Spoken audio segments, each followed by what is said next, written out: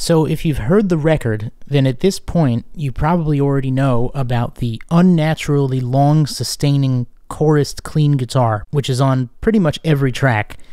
And this was a really important thing to have on the record. It ended up becoming kind of an atmospheric sort of calling card almost for a lot of these songs. And in the case of the song that we're checking out now, it actually plays one of the main melodies. Now, this is a bit of an exception to the rule of how most of the tones on this record were achieved, because I didn't end up settling on a signal path for this until I was in Pro Tools mixing. The reason for that being that I had messed with, probably 10 different ways to do it in Logic, and none of them were really satisfactory enough to bring over to mix. So when it was time to mix, I just printed the DIs straight, dry, and loaded them up in Pro Tools, and oddly enough, of all the things to get the sound I wanted from, it was the free version of Amplitude, which came with Pro Tools. Somehow this worked, I don't really know.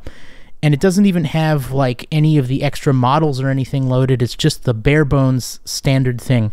So I went through and I found a model that worked, for the amp or whatever, and then you'll see here on the Stomp boxes, this is actually the key to this working.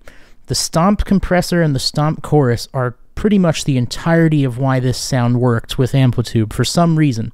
And even the cabinet was kind of an afterthought. I was actually going to print it dry with no speaker simulator, and I might have, I don't even remember, but even though, the cab was really just a simple thing, and again, totally an afterthought.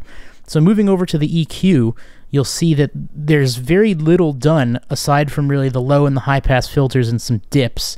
And the dips are really just to, make sure that it has its own place in the mix and that other stuff also keeps its place around it. And also, by itself, the guitar could sound pretty anemic, but it doesn't really matter because in the mix it fits exactly where it has to. So you might be looking at that EQ thinking, wow, that's like a lot to roll off, but trust me, it works. And, listen to the song, don't listen to the soloed tracks. And now after that, this Sony Oxford compressor does most of the heavy lifting for compression.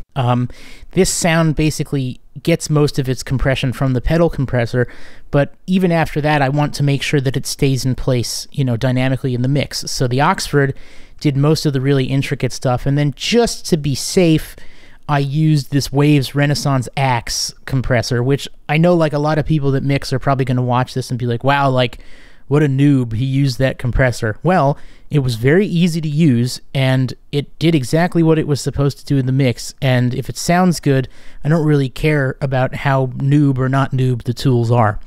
In this case, for this particular song, the rhythmic delay is kind of an essential thing. There's delay on the cleans in a bunch of the other songs, but not quite as prevalent. But it's important to show that whenever there is delay coming, from this guitar, one of the sides has the phase flipped, and it creates a cool kind of effect where it sounds like it goes like around the back of your head. But anyways, this is the entirety of the clean guitar chain for pretty much the entire record, with some minor tweaks maybe here and there, but this is it. And let's take a listen again to the results.